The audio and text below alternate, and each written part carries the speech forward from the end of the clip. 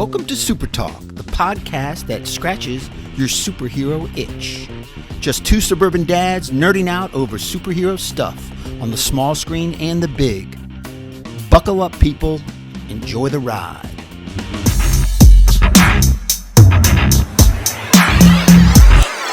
So, are you ready? I'm ready. Thanks, YouTube, for subscribing.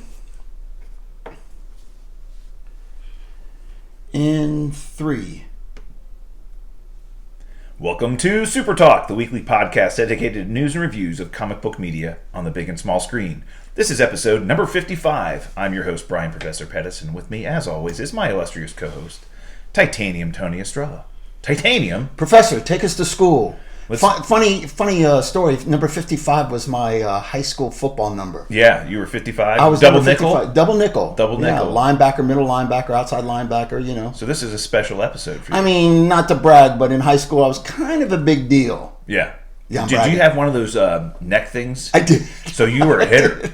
I did have a neck roll. Like if you wear the neck roll and you don't blow people up, you're kind of like a douche then. I blew people up. Right. Yeah. Absolutely blew people up. Yeah, I think that's why they had me on the team, because I was fearless. Just throw your helmet into any situation. You know, the concussions, who knows? I'm sure. I mean, I remember playing football and, you know, getting up a few times and seeing stars, and I'm like, man, I wonder how many concussions I had as a kid. I swear to God. Well, I blame that on a lot of my issues that I have now, you know? Yeah. Well, that's why the show's so great, right? Yeah, my concussions as a young buck. Right. Yeah. Well, hey, I want to give you another opportunity to throw out another promotion for our upcoming Comic-Con show in March. So give the audience a little bit of Man, we're intro super on excited about this, people. It's March 5th. At the Dulles Expo Center in Chantilly, Virginia. We were awarded a table there, so we're going to have a table. We're going to have a Super Talk table. We're going to have some swag. We got to have swag, right? So, of course. Got a couple of things on order, a couple of things not on order, but we'll see. Hopefully everything comes in by March 5th. March 5th at the Dulles Expo Center in Chantilly, Virginia. Come on out, support the show, say hello, grab a sticker, and hopefully we're going to do a live show there and take some questions from the audience. Now, we better be on our A game, because you know this audience is full of geeks, nerds, comic book enthusiasts. I'm a little nervous. I'm nervous, too. So, I mean, we're going to get some serious questions, you know? Exactly. Okay. Exactly. So, but that'll be fun, you know, and again, this is something that's been a long time coming. It's been delayed a couple of times. I know the people who are putting the show on are really excited. It's going to be, instead of having one big 2-day show, they're doing like 2 smaller shows. March and August, yeah. Yeah, and they did it, I think, in Fredericksburg recently, and had some really good success with that. So it should be fun, yeah. And we also want to thank our patrons. These are the listeners that bring the show to you. Patreon.com/supertalk is how you join and become a patron. It's $1 an episode. It's all you have to donate, and you become a patron of the show. We'll send you a thank you card and a sticker and some swag, and we really appreciate those of you out there who've supported the show directly. Yeah, absolutely. $1 for something that's good for you, instead of, you know, it costs more than that to buy a latte these days, and that's not good for you. Many more times than that. Yeah, right. That's not good for you. That's like a quarter of a latte. This is much healthier. Right, exactly. All right, well, let's jump right into it. We'll get into the review section this week. We've got Peacemaker episode 5 dropped this week, and again, I mean, just the show itself is really continuing to demonstrate why James Gunn has really hit a home run with this character and the plot, right? The guru of geeks. Yeah. I mean, he is the Monkey Dory is the name of the episode. Hilarious. Monkey Dory. He is. The punches just keep coming. I mean, he is just on point with each episode, and his character development and how he started with basically Peacemaker being a total douchebag, and now he's kind of softening him up a little bit, and the character arc is brilliant.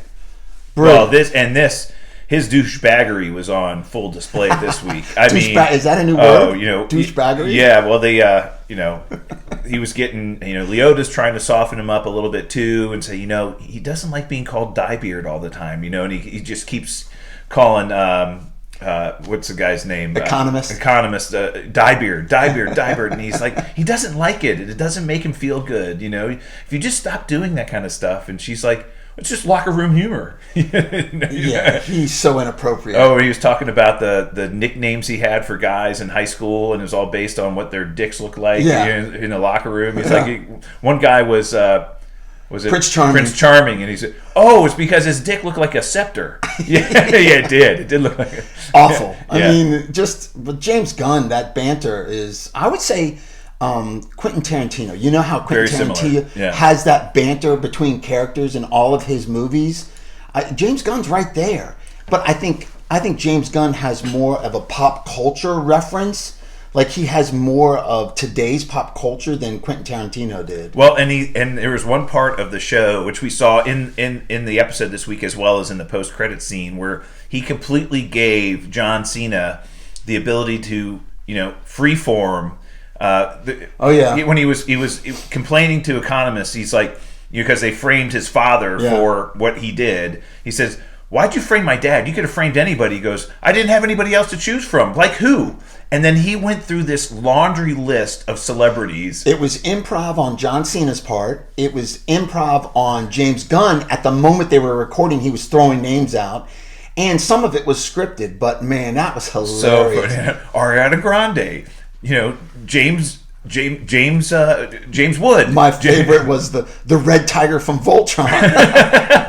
He just started listing all of these celebrities off, and he's like, "Okay, I may have been able. The only one I don't agree with is Ariana Grande. Nobody would believe that she looks too innocent. She looks too innocent." He goes, "I agree with you there." That was so funny. He just that was great. Started rattling off names. And made the end credit scene too. An extended version of that. Oh, it was hysterical. Yeah. But the main part of the episode, what the episode dealt with this week was at the end of last episode, they had discovered this factory, a beverage company that they believed was responsible for creating the food source for all the butterflies. And they're getting this food source from somewhere, and they believe they found the factory that's making the food. Well, that's getting the food and bottling it. I don't know where the food is coming from. They haven't quite got into that yet. But we did see the bottling. We did see the bottling. It's a huge factory, and it's full of butterflies, right? Yeah, well, they walk in there and they see, Harcourt says, there's like thousands of crates of this stuff in here. I think we found the mother lode, and they basically discovered it. And then they also discovered that everybody working there was a butterfly. Right. And they're discovered and found out, and then they're chased through the factory. One of the things, again, hysterical, John Cena comes to the factory, like two of them are going to go in through the back, and two of them are going to go in through the front. And Leota and Peacemaker walk in the front, and he puts on his helmet, and it's his X-ray vision helmet, and he says, activate X-ray vision. And, she walks up to the receptionist, and she's like, I just have to ask you a couple questions. And boom, he like blows her face off. And she's like, I thought we were going to take this easy. And he goes, X-ray vision, she's a butterfly. And then he just starts shooting everybody in the face because he can see the butterfly in their head. Inside their brains. So he knows who's a butterfly. So he's just basically blowing everybody's face off. What a throwback to like that old movie with Rowdy Roddy Piper. What was it called? Living Dead, or I can't remember the name. I know what you're talking about, but I can't remember the name of it. He had the glasses that could see who the aliens were. Yeah. And he walks into the bank and he's like, I've come here to kick ass and chew bubble gum, and I'm all out of bubble gum. That was awesome. Yeah. I'll put it at the bottom of the screen for YouTubers what the movie was. I can't remember. I do remember that though, when he made that movie. But yeah, so they're in this factory, they're getting chased now. Again, they're running from the butterflies have superhuman strength and agility and speed and all this other. So they're running from them and locking themselves behind closed doors. And Harcourt and Vigilante lock themselves behind this big metal door. And then they find out computer equipment and all kinds of tech. Yeah, computer stuff everywhere. And they're like, oh my gosh, where are we? And then they hear this growl. And they're like, oh my God, what's happened? And we find out there's a gorilla. Yeah. So I think in episode 1 or 2, there was some story that was on the news about a gorilla had escaped from a local zoo. We saw a paper that a gorilla had escaped from a local zoo. Yeah. Right, and I guess a butterfly. Charlie the gorilla was Charlie, because they were saying, some of the butterflies were telling John Cena, like, our friends are trapped. Where are they? They're with Charlie. Yeah, he's our guardian angel. He's our guardian angel. Yeah. And they're like, oh my God. Well, a lot of people speculate that was Grodd. What's Gorilla Grodd? Gorilla Grodd? No. Give the audience a little bit about who Gorilla Grodd is. Well, he's a character from the DC Comics. Right. He is a gorilla who has a Flash villain, right? He's in the Flash comics, right? Comics, right? And he's a gorilla who has telepathy. Basically, he can read minds and control people's minds and things like that. But it's a gorilla, and that's what makes it kind of funny. But he's super smart too, right? Oh yeah, incredibly intelligent, and he's been featured in the Flash television show several times. But yeah, completely different character. I think they just were kind of using the gorilla.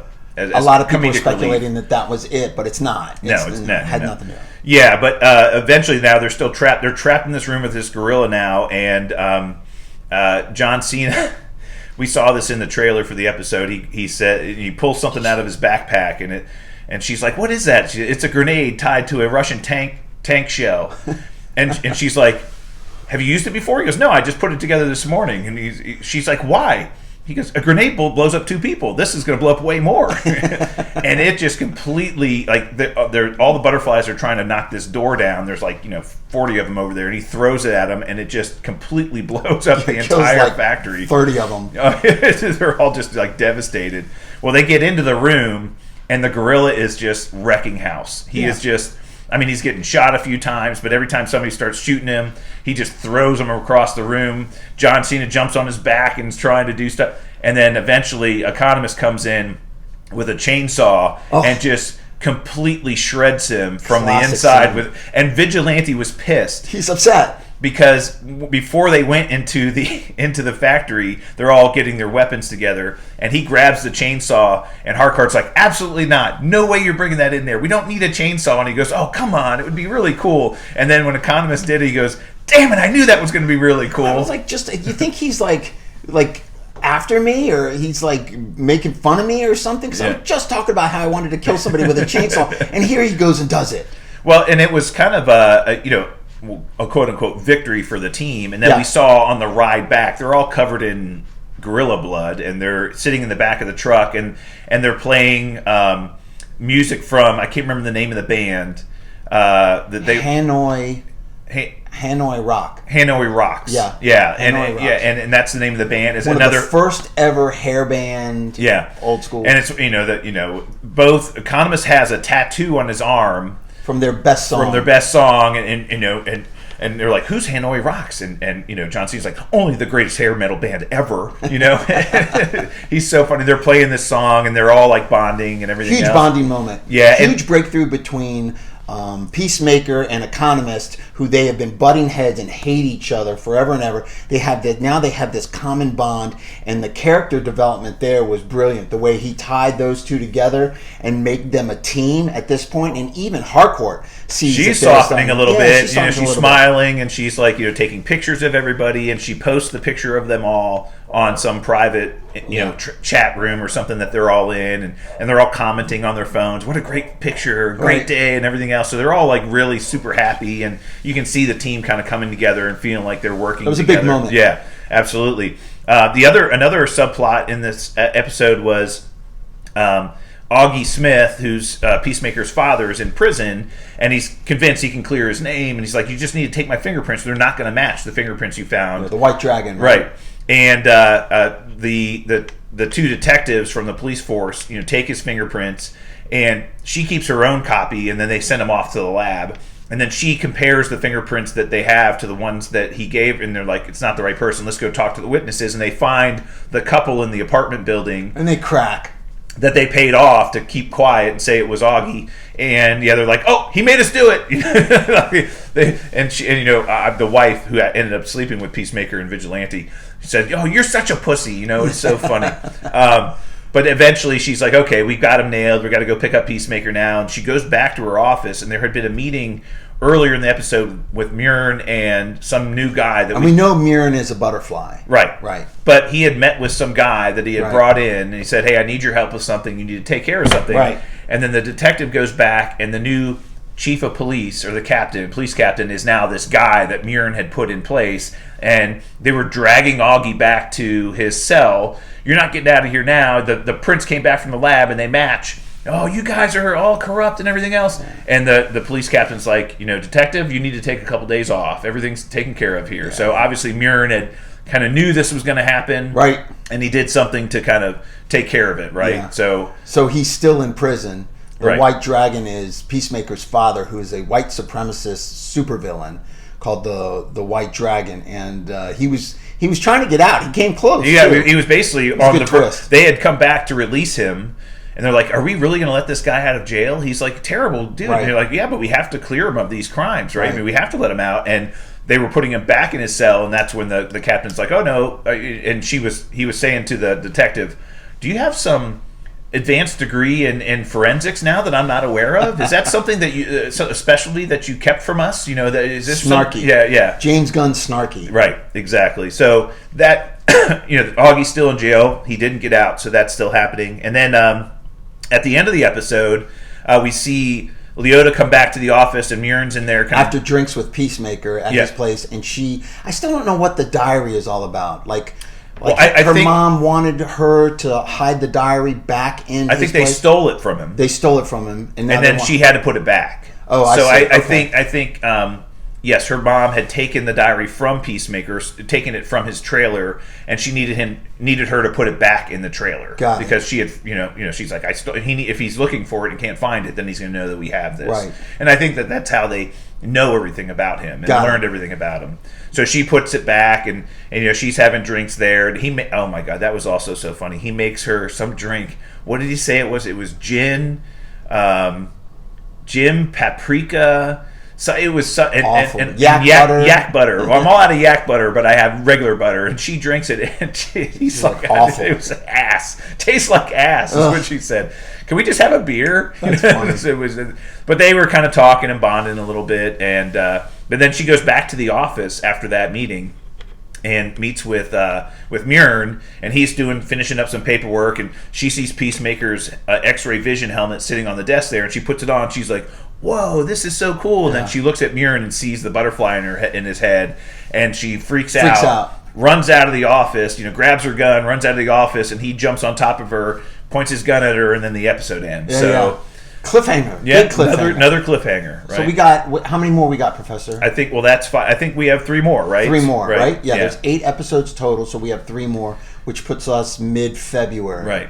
I wish there were more. I really do. We're going to be starved for content between now. No, we'll be fine. I'm sure something will happen. Well, let's see. We'll hopefully. But what a great show. If you haven't started watching it. It really is. And people that I know that are watching it, always comment to me about how crazy it is, how graphic it is, how, much fun it is to see. Each episode is not slow. There's no filler episodes. It keeps moving the narrative and the story forward with each episode, and you find out something new and a twist in every episode. I think that's the key these days, to holding people's attention, especially on these streaming shows. Well, and I think, like an 8-episode run is a good amount. You don't feel like you have to extend the story out so long.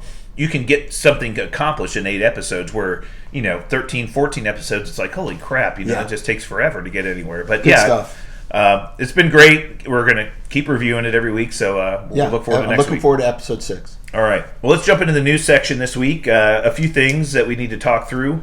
So you saw something about the Abomination in the She-Hulk series, right? Yeah, the Abomination in the She-Hulk series will have his human form in that series. So the actor Tim Roth that plays the Abomination will be Tim Roth. So Emil Blonsky, the character, will be in his human form. Right. We may see the Abomination. But you have a theory, a brilliant theory, actually. The fact that She-Hulk, what we've been told about the series is that it's going to be kind of like a courtroom comedy. Yeah. Right? And we know that Jennifer Walters, who is the She-Hulk character, is a lawyer. Mm-hmm. She just happens to be, 7 feet tall and green, but she's a lawyer. Well, not at first, yeah. But, we'll see how that happens in the show, right? That's something that we're looking forward to. I'm hoping that she transitions from the small. Well, let's not use pronouns, but different kind of transition. Yeah, transition into the She-Hulk from her regular size, and I think she's like 4'9". She's not a tall person anyway. The actress isn't very tall either. No. I forget her name.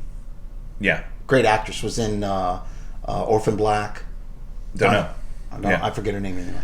But and that's kind of something I'm interested in seeing how this is going to work, because in the comic books, she doesn't change between human form and Hulk form. Right. She is a 7 foot tall green woman all the time. Lawyer, yeah. Right? Once she transforms, she stayed that way. Right? When she got They're not going to do that in this show, I guarantee you. That CGI, I mean, when you got a main character that's CGI 24/7, right, that it gets expensive real quick. Right. So I'm hoping that they could go back and forth. Yeah, we'll see. We'll see what happens, but that'll be very interesting because, again, in the comic book, she's always tall and green. I mean, she just... Well, we got that clip where she's in this containment cell, and the Hulk is outside of the containment cell saying, and she's wearing a bike helmet, I think. It's hilarious. And he goes, well, sometimes anger triggers, he's like trying to tell her emotions trigger something. Yeah. And she's like, huh?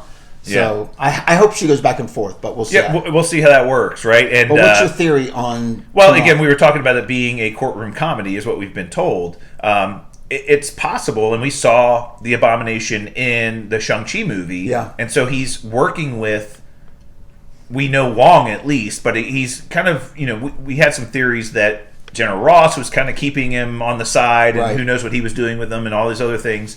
But it's possible that he's going to be on trial for wrecking New York City, and maybe he's either being represented by or defended by Jennifer Walters. Who knows? He could be. No, I like that storyline. That's a good. That's a good angle. He's that's why he's in human form. Very good. So maybe something triggers him at some point in time, and he changes. Who knows? We'll see that. But yeah, I think that series, and again, I think we're expecting that in the April-May timeframe, right? Yeah. Right, kind of after Moon Knight. I think after Moon Knight, I think that will be the next one that they launch. Yeah, because I hear Miss Marvel again is still doing reshoots. Yeah, I think that's late summer now. If not fall. Yeah. But I'm starting to believe that you were 100% right. I think instead of the kind of power that she has, where it's kind of like this translucent power rays, I think they're going to be the embigging, like the enlarging. Maybe they're trying to go back to that now. Maybe they're trying to go back to that. Yeah, who knows? It might be a theory. Oh, so many reshoots. Makes me nervous about the show. It tells me that it's not stable, and they don't like the way it turned out. Yeah, I don't think they like the first and iteration of that. it's a huge show. It's the first, like, kind of Middle Eastern female Middle Eastern teenager. They got to get it right. Yeah. They have to get this right. Right. Yeah. So, we'll see where that goes.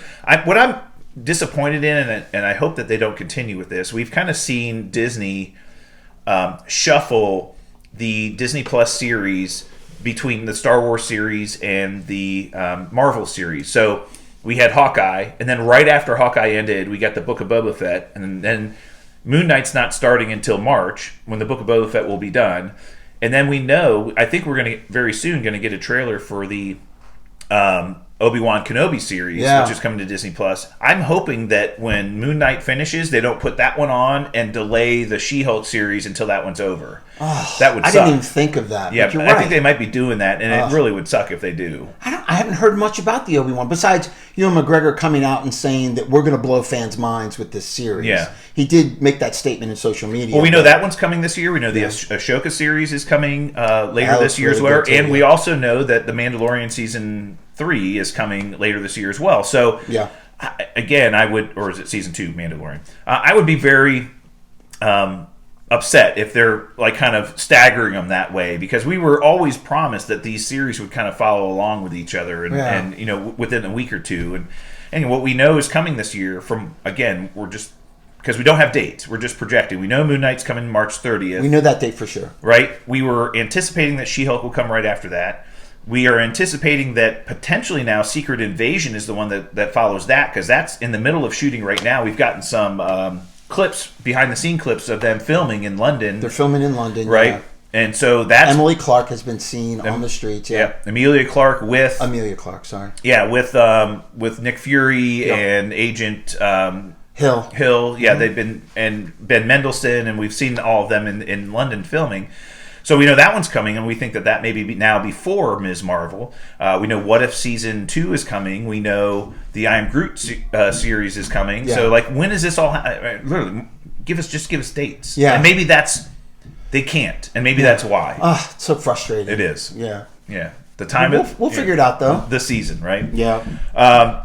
So you also sent me something the other day, too. Ezra Miller, explain to me what's going on. Okay, so he went to social media. Ezra Miller, as you know, plays the Flash in the Justice League, the Snyder version of the Flash, and he's coming out with his own movie, The Flash. which we speculate will be what's the Flashverse? No. What's it called? The Flashpoint? Flashpoint. We think it'll somewhat resemble the Flashpoint comic book line. Where he goes back in time, saves his mom from being killed. Multiple Flashes show up from different... multiverse and all this other stuff. Multiverse Flashes show up. And we think it's going to very similar, kind of go on that same trail. But he takes to social media with the flash ring on and threatens the KKK in North Carolina in a he's cute, like, I'm coming after you. Yeah, he's like, just kill yourselves with your own guns, or we can do it for you. Bye. I mean, it was bizarre. He's a nut job. Yeah, Louisville, North Carolina. Apparently, the KKK there is doing something. I don't know. I'm not interested and don't want to know. But it was just a very bizarre statement, and he's that kind of loose gun. We've talked about this before about future castings with Shia LaBeouf. Maybe he could be the next Wolverine. But then you get this. You get his off-screen antics that are just bizarre. Now, granted, DC kind of put them arms around him and kind of like put him up on a pedestal saying, you're the greatest, you're the best superhero ever, taking on the KKK, and the fans kind of did the same thing. So it's just weird. I mean, hey, I'm not a fan of the KKK. I agree with him, but to do that in on a movie kind of way to promote your movie is a little weird. I never understood that casting quite. I mean, no. Be honest. You don't like him. I know. You don't want him as your Flash. He's one of your top superheroes, right? And they cast a wacko to do it, right? And what we've seen from him in social media, he's a great actor. He's a great actor, and when he's in the Harry Potter and what's the new ones called? The Fantastic Beasts. The Fantastic Beasts, and he plays a big role in that. He's great. I mean, he's fantastic in those. But to be the Flash, it's a miscast. Well, and I think there's a lot of people in Hollywood that are very socially active, right? They're activists on social media. Go for it. And great. You know what? Have a cause. Stand for it. Question. There's a lot of people that do that. And I'm stand for what you believe in. That's what I'll say. Don Cheadle's a perfect example. He is a very socially active person and is really, really open about how he feels about government and, how people's rights and things like that. But, he doesn't let that kind of affect his job, right? Evangeline Lilly just came out and she says, my choice, my body, my choice. She's not an anti-vaxxer, but she made a public statement, and she is the Wasp, and Ant-Man and the Wasp. She plays the Wasp. She plays a superhero. Oh, she lobbied in Congress. Wasn't she up there lobbying in front of Congress for? Very active in social. She feels like it should be somebody's choice to put something in their body. It should be somebody's choice, and that's not Hollywood right now. So she got kind of attacked, and a lot of people are calling for a new recasting of the Wasp, which is not going to happen, but that's fine. But the way he did this was basically trying to promote the Flash with the ring and everything. He's trying to promote a movie with his social movie. He's kind of a bizarre kid. Yeah, I know. You gave it to me with the caption, Ezra Miller's cuckoo, and I'm like, yeah, really, totally. All right, and then James Gunn came out this week and made an announcement, which, again, he had alluded to. So the long history behind James Gunn and the Guardians of the Galaxy, he made the first two movies, and then he had gotten into some trouble for some things that he posted on social media like 15 years ago. Some, I can't remember, was it anti-Semitic comments or it was... some poor tasted jokes, I think. Yeah, I think he made some bad jokes on social media like a long time ago. Well, he ended up getting fired. More than 20 years ago. Right, he ended up getting fired from Marvel. DC picked him up, and that's when he did the Suicide Squad. Well, then he was brought back to Marvel, brought back on, and that's why Guardians of the Galaxy 3 was delayed like 4 years, right? He wrote it years ago. Oh, the script's been written for a long time. Well, before he even left, he had mentioned to us that the third installment of this series was going to be the last time we saw this cast of characters in this version of the Guardians of the Galaxy together. Yeah. So we knew something was going to happen, either to break them up or potentially some being killed or whatever. We don't know. Well, he came out this week and confirmed that yes, this will be the last time you see these Guardians of the Galaxy together. Oh, so sad. And he also confirmed that it's going to be a very dark and very tragic movie. And we're like, whoa, what's that going? Well, there's also been some rumors. The individual who plays Murn on the Peacemaker series was cast as a character in Guardians of the Galaxy 3, And now the rumor is that he is going to be playing the High Evolutionary, who is a character from the comic books, who is likely going to be the main villain of that movie, potentially with some ties to how Rocket Raccoon was created. Okay. But that's not his history. We know we're going to get Adam Warlock in that movie. Right, and I guess now the theory is that potentially the High Evolutionary is the one who is in charge of the Sovereign, and he's the one who, created them and helps them, make new Sovereign and help create Adam Warlock. So maybe he has a big part of that storyline. He has a long history in the comic books, responsible for the creation of the U-Men, which are kind of these super powered animal-based, characters. Like he evolved like a wolf and a bear and a dog, and now they had like super. Well, didn't Rocket Raccoon have like a romantic with an otter or something like that? I don't know. Wasn't it in the comics something like that? Something, yeah. But that'd be fascinating to see. And his base of operations on Earth was a place called Wundagore Mountain, which is where Wanda and Quicksilver are from, and their mother Magda left them there on Wundagore Mountain. They were raised there by this cow, evolved cow. That it's crazy. So. Anyway, we'll see where they're going with that character, but that would be a really good villain for them to introduce into the MCU. Yeah, so. It just makes me sad because, you can kill off, and they're gonna. I think Drax is gone. I think they'll kill off a lot of characters, big characters. Have you heard that? Have you heard that from your buddy Tiny? Yeah, Big Dave Bautista. No, I haven't, but I have a feeling that he's done. His contract's over after this movie. So, and there's no rumors of him re-signing. So I think he's done. If they kill off Peter Quill. Yeah, Chris Pratt's the one Chris that I think. Pratt is just such a great actor, and he's plays that role so well. I would hate for them to kill him off and not be able to have the ability to bring him back later as a cameo or something.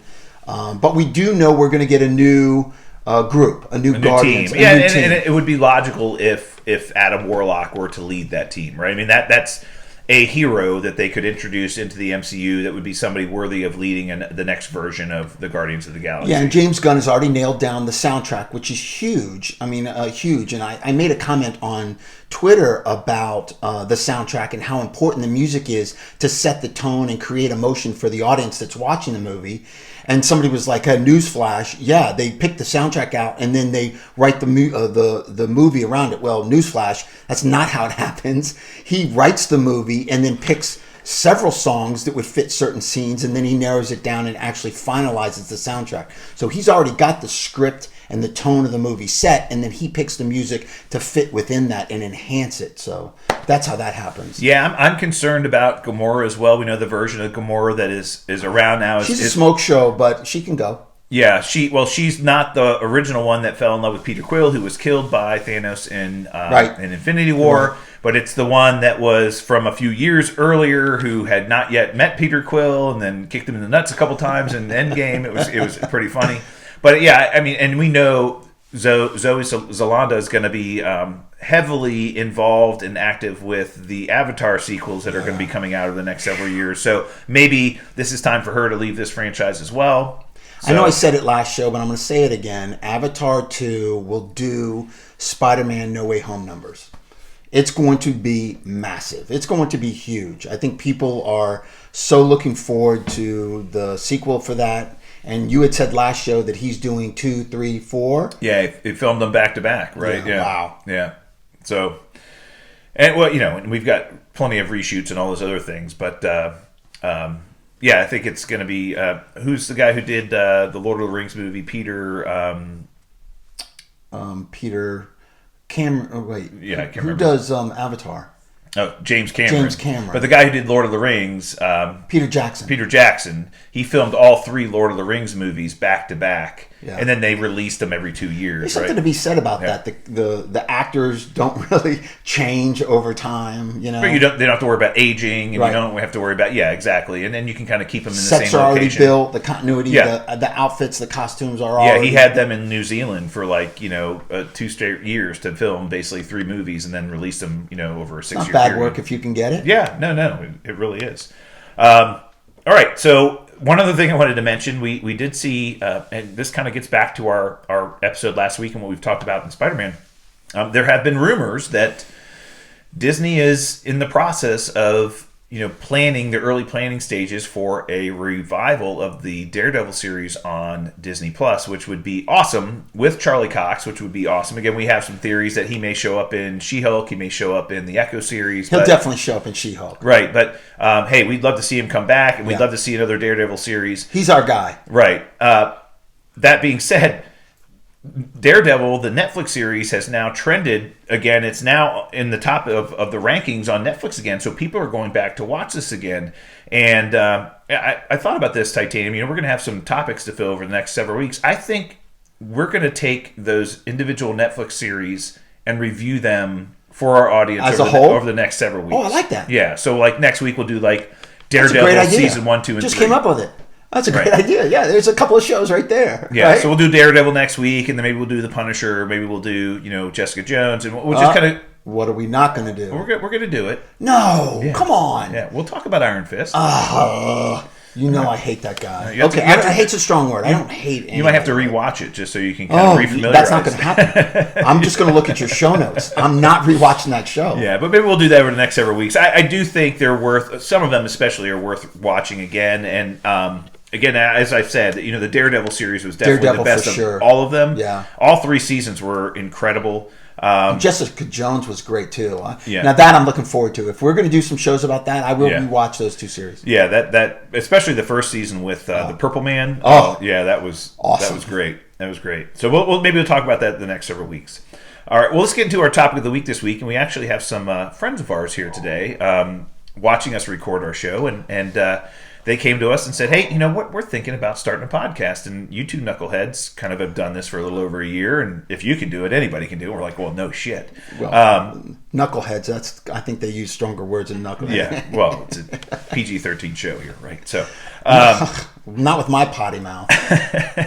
But we were like, hey, happy to show you what we've done. We've been doing this for a little over a year now and been pretty consistent week over week. We'll give you kind of some tips and some hints. But I said, hey, you know what? Let's make it a topic of the week. For anybody out there that's thinking about doing a podcast or wants to start a podcast or thinks they have a really good idea for one and they're just not sure how to get started, hey, we'll kind of give you our experience and kind of talk about a little off topic, but it kind of is topic because that's what we do, right? Yeah, I mean, look, we are a comic book media podcast, but we're a podcast, and I think sharing some of our experiences to our audience, it may be helpful for the people that are listening in case they want to do this sometime in the future, and it may be helpful for anybody who's not a fan of superhero comic book media and just wants to get some advice from people that have done this before. I mean, we're happy to kind of share what we know. I mean, and we're by no means experts, but we've got some experience. No way. Yeah. And it's brought to you by Studio GG Studios. Corn on the Cob, the Man Band. Love those bastards down there in South Carolina. Thank you so much for all the work you do for us. We really appreciate it. And I think that's an important, mentioning them as our ongoing sponsor. I think it's important. They've been incredibly helpful with, our success. I mean, they did so much for us early on to help get us started. I mean, they created our theme song. They did some graphics for us. Provided us all kinds of promotion and support. So Studio G, we could not have started this without you, and thank you for what you did for us. And I think it's important to have people like that to help you get going, right? So that's one key. But we'll kind of go through some different things here. We'll just kind of talk through some of the things we learned over the last year. When we kind of started this whole process. My first piece of advice is do it for the right reasons. If you're going into this thinking, I want to become famous, I want people to know who I am. I want to be the next Joe Rogan. Right. I want to become the biggest, whatever kind of podcast there is on this particular subject. I want to, make tons of money. I think those aspirations, while they could come true, they shouldn't be the reason you start this process, right? You and I started this over a year ago because we did this anyway. We would sit down and talk about this stuff for hours. Anytime we got together, we're like, you know what? Let's just get together once a week and talk about comic book media and record it. And if people out there enjoy our banter and want to hear about our thoughts about things, fantastic. But we're doing it because we do it anyway, and we're just recording it and sharing it with people. Yeah, absolutely. If we didn't get together once a week, the nerd level in me would get built up and I'd explode. So it's a good outlet. Yeah, and again, it's something we enjoy doing. And again, if you're doing it because you enjoy it, it's something that's fun. I mean, we like hanging out with each other. We like talking about this stuff. It makes us excited to kind of get into new things and hear what each of us thinks about these things. And that's the reason why we do the show. We're not doing it for money. We're not doing it for fame. We're not doing it for notoriety. We do it because we love it. And I think that's the biggest goal to start out with. Right? Yeah, my advice would be don't pay attention to the forest ahead of you.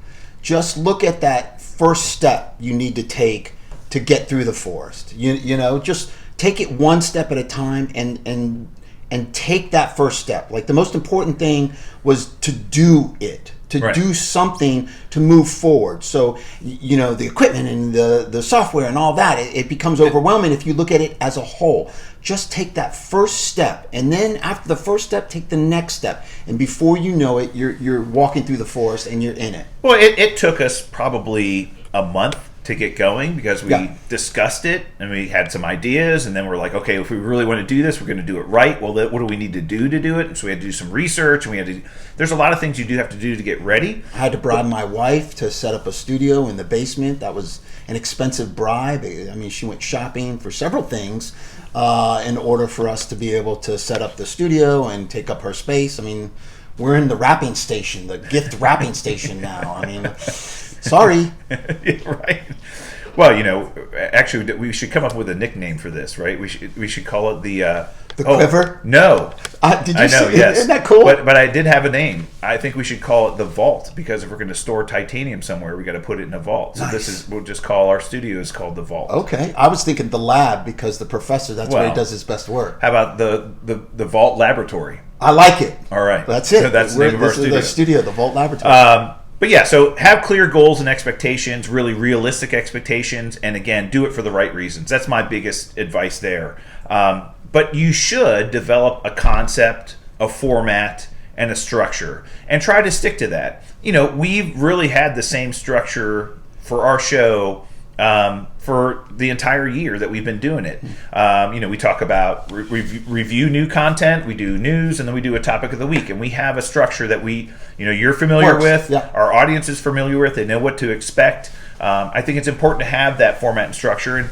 you can vary and we tweaked it a little bit. Yeah. We used to go over sponsors in the very beginning, and it was like the first 10 minutes of the show was talking about our sponsors and how great they were and what they meant to us and things like that. People were hitting like the fast forward button on the podcast. It's like, we don't want to hear about this. Or just clicking out. They were coming in and like, oh, here we go again.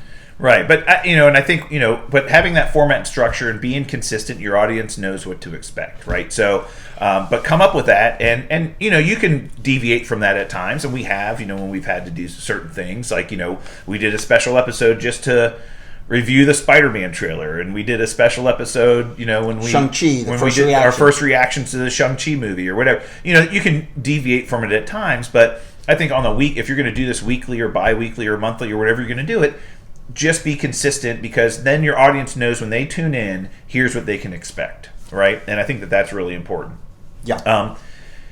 And we were telling them earlier, the good news is with the internet, everything you need to get started is available online. There are enormous amounts of resources out there available to you. There's plenty of companies that will be happy to help you figure out how to start a podcast because they want you to host it with them, right? And so that's part of it.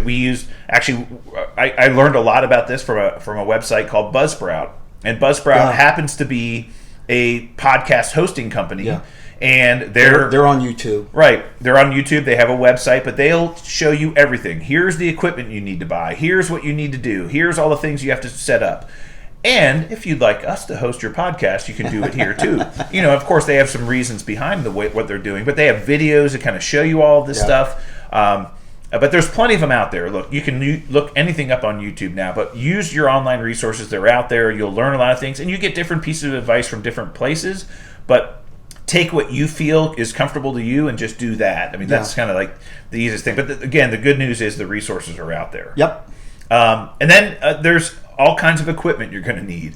The good news is it's easily and readily available. You can order it on Amazon. You can go down to Micro Center and pick it up. You can pick it up at Best Buy. I mean, almost all of them now have microphones and mixing boards and ring lights and all kinds of other stuff for you to set up this equipment. And I will tell you this, and you'll see this in Margot. You will see this in some of the videos that you watch. You know, there are $500 mics, and then these mics are $80. And they put out a great sound, and I can't tell the difference. We're not doing any voice changes, or we're not, kind of tweaking our voice levels at all on these mics. So they're great just for a startup podcast. So yeah, I think that's a good piece of advice. You don't need to get the best of something. Right. You just need to get something that satisfies or suits your needs. Again, we bought a mixing board here, which is very important. It not only is where our microphones plug into, but our headphones come out of it, goes into our computer. It separates the different audio files between your microphone and my microphone, so that you can use those when you're doing your editing of the recording. There's different setups. Do you want to have 2 microphones? Do you want to have 4 microphones? Do you want to have 8 microphones? And I think at some point in time we've talked about having a third microphone, so we may have to change that. Right. But those are things you can evolve over time. This was quick and easy for us to get set up and use, and it was plug and play for the most part. We didn't really have to do a lot with that, so that was really easy. Again, the microphones we ordered off of Amazon. We got the boom mics and got the pop filters and everything. It's really easy, and we're happy to share what we have, but something you do very quickly and easily, and not too expensive. Again, don't break the bank on this stuff, because you don't need to. Yeah, really you don't. Great mic for $80 instead of $500. The mics are incredible.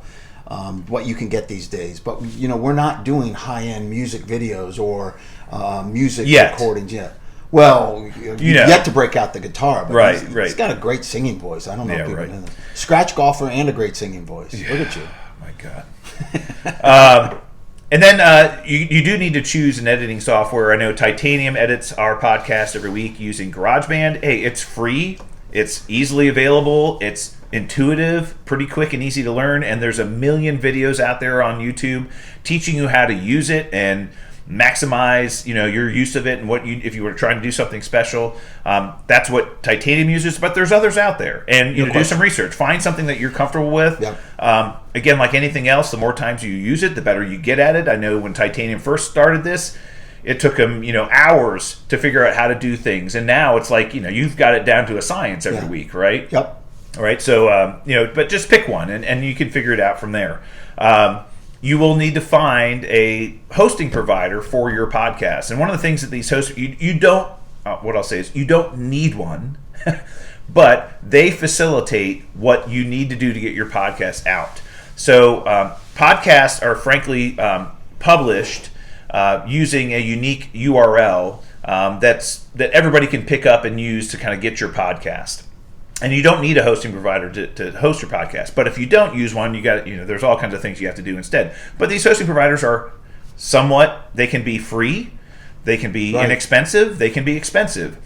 The question is, how many podcasts do you want to host? How long do you want your podcast to be? The great thing that every one of these providers do is they help publish your podcast to all of the different apps and sites that your podcast can be found on. So Apple Podcasts, Google, Spotify, Audacity. I mean, you can find these podcasts everywhere, and these hosting providers not only will store and host your podcast, but they'll help get it out to all the content providers that people are going to use to consume your podcast. And that's really important. And what I'd say is, you're going to have to pay a little bit of money if you want to get a little bit better service. And that's like with anything. Anything that's given to you for free is given to you for free for a reason. It's because it's not going to be the best, but it'll be okay. But you know what? If you need a little bit more, you're probably going to have to pay a little bit for it. We use a company called Simplecast. I find their interface very easy to use and very intuitive. Great analytics. We see where the podcast is being downloaded, from what source. what area of the country our listeners are at. So it's got great analytics. Yeah, and that's another great thing. They give you a website, and so now your podcast has its own website that you can point your URL to, and people can come there and find your podcast and all of your episodes. They can subscribe there using whatever app they want. They made it easy for us, and so that's what we use. But again, there's a million of them out there. Some are better than others, and go ahead and find who fits your needs from a cost and from a capabilities perspective. Yeah, right? Absolutely. Yep. The next thing is build your brand. You're going to have to go out and create an identity. And so when we were choosing Super Talk as the name of our podcast, well, let's find, is there another show called Super Talk? Is there, can we get the domain name? Can we find the YouTube page or get Twitter and Instagram and all these other things? And you're going to want to create the social media properties for your show in advance of you starting the show, because you want to have those properties available to promote yourself. Yeah. And so build that brand in advance. Create all of those properties well in advance of you starting the project so that they're there when you need them. Yeah, and it's a great way it's like having several doors into your studio where people can come in through those certain doors and contact you and interact with your podcast. So it's a great way to notify people. Like Twitter, we use to notify people about what we're doing, but also kind of comment and be part of the community. We want to consider ourselves as part of the comic book media community out there, and there's several companies and people that do what we do, but we like to participate in that. And you can do that through Twitter and through Instagram, and you can create TikTok videos and all kinds of other things to help promote yourself. But having that brand out there kind of gets you out there in social media. At least people can become aware of you that way too. Got to be on social media, right? And certain people consume things very differently, right? Some people use Instagram every day. I know my wife spends hours on TikTok every day. It's like some people consume things very differently. So try to get your brand out as broadly as you can, because some people may find you in different places. I've learned so much on TikTok. I'm a little addicted to TikTok. I've never used it. Well, you shouldn't. No, because I hear it's literally addicting. It's addicting. Yeah. Yeah. I love TikTok, and I see a lot of superhero geek stuff on TikTok that I really enjoy. But that's just. And we need. My daughter will tell you that we need to become more active on TikTok. She's like, "I'll do your TikTok channel." I'm like, "Okay, you've got it." So maybe Super Talk will start doing some TikTok. We posted a couple of Titanium Tony posted a couple of things on TikTok and got over 700, 800 views on a couple of them. It's very popular. I think if we started doing TikTok, we'd take off on it. We might become too famous at that point in time. Who wants that? No, I don't want a private jet. You don't want people, flying drones over your house and seeing what you're up to. If at one point I get a robe with the Super Talk podcast logo on it, I'm done. I'm just going to quit. I'm going to fold it all up. If I get a robe, that's it. That's my level of success. A robe. So the next piece of advice I would say is, once you get started, or even right before you get started, promote yourself. Let people know what you're doing. Talk to your friends, talk to your family, talk to coworkers. Give people an idea of what you're up to, and say, hey, you know what? We'd love your support, and we'd love your help, getting the word out. And you know what? There are probably many people I've never met or never seen in my life that listen to our show every week. Yeah. And it's because other people we know have told them about it, or Titanium's just popped in somewhere and handed somebody a sticker and said, hey, check us out. And you know what? That is an incredibly, I think, humbling experience, that what we do, somebody finds value in every week and wants to listen. I'm very flattered by that, and I'm happy for it. If what we do entertains somebody for an hour every week, right? If we can get one person entertained for the week, it's a win for us. But Titanium does an enormous amount of work every week. Promoting the show on Reddit, getting the word out there, and YouTube has been fantastic for us. The support we've gotten on YouTube, and we've gotten people exposed to our show through just the YouTube algorithm that's showing our video in front of people that have liked other similar videos, and it's cool. But yeah, promote yourself, and I'd say the first 50 subscribers we got were friends and family, and just because they subscribed to us, other people found out about us. And so do some work to promote yourself, at least up front. I'm sure we could do a lot more things to promote ourselves even more, but you know what? Again, that's not. We do have children, yeah, and wives and lives. Oh, by the way, we also have jobs. This is not our full-time. This is not our full-time job. The other piece of advice I'll mention is be consistent. Pick a schedule and stick to it. When we started this venture, we said, hey, we think we can do this every week. And as much as it's sometimes challenging with what's going on in our lives, whether it's vacation and travel and family obligations and other things that are going on, we always try to make sure we record every week. And sometimes we'll do it Saturday, sometimes we do it Sunday, sometimes we do it Monday night, Tuesday night, whatever. But we know that our audience, we've heard this from our audience, that people are expecting content from us, and when we don't deliver it, they're like, what's going on? But pick a schedule and stick to it, right? So whether as best you can, weekly, bi-weekly, monthly, because what happens is if you do it on a frequent interval, and then all of a sudden you stop, and then you come back, people will forget about you, or they'll be like, oh, I wasn't even looking for it because I didn't know it was going to be there. Where have you been for a month? Right. So I think that consistency says a lot. So pick one that works for you, and sometimes monthly is fine. Yeah, absolutely. If once a month is great, and everybody goes, hey, great, the next episode is going to come out the first week of the month every month, I'm fantastic with it. I get to look forward to that. Yeah, and you can always throw an episode in there if something's happening. Sure. Or if you're getting a lot of questions about a certain subject, and you want to add a show, you can do that on the fly. Yeah, and some of the most successful YouTubers out there publish something every day. Some do it, every other day. Some do it, 3 times a week, right? A day. They're just consistent, so they know if I subscribe to this channel, I'm going to get constant content that I can consume. Might not watch it all, but at least I know it's there, and there's something new for me to see and watch. Right, yeah. But that does come with some pressure, and I'd said be careful about that. Whatever interval you pick, make sure you can commit to it, right? Because sometimes it does become, challenging for us. We're like, well, what are we going to talk about this week? Well, we're creative enough that we can do that, but you don't ever want to feel like you have to put out an episode even though you have nothing to talk about. Yeah, absolutely. Right? You don't want that.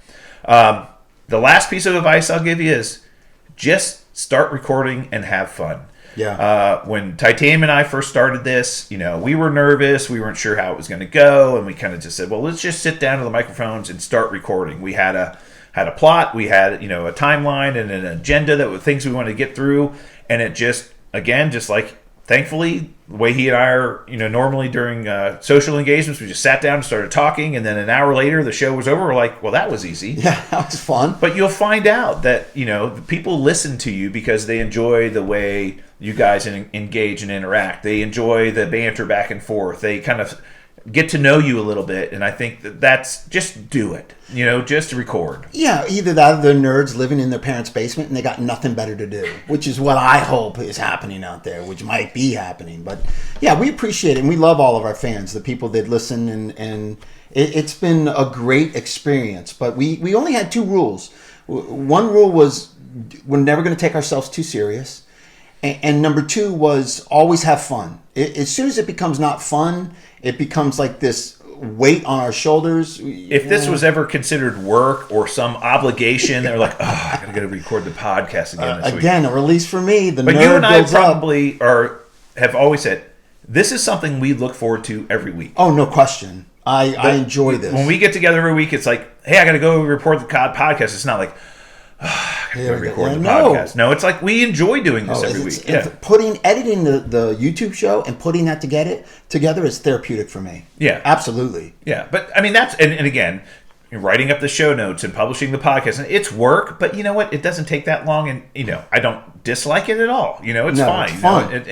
And when you hit the submit button or publish button, and things are going out to the internet, you're like, wow, okay, that's kind of cool. All right, that's it. Yeah. So.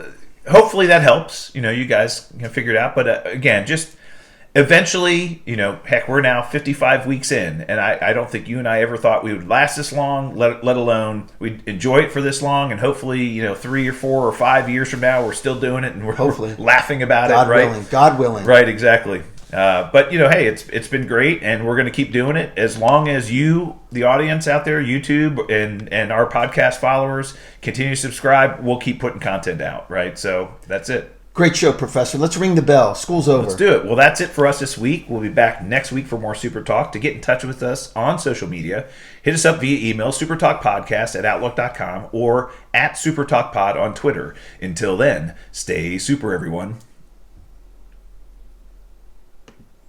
And we're out. That's it. Nice. Good job. Thank you, YouTube. Thank you so much. Please hit the like button and subscribe. How can you miss this event? Get those drums, Timmy. Get that bongo going, Tony.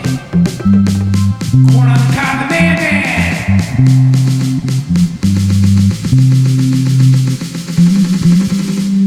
Black Viper. Everyone likes this game. Haters gonna hate. And I know you can't wait to see the Black Viper. Round and round she goes. Hardly no one knows. In her black pantyhose. Black Viper.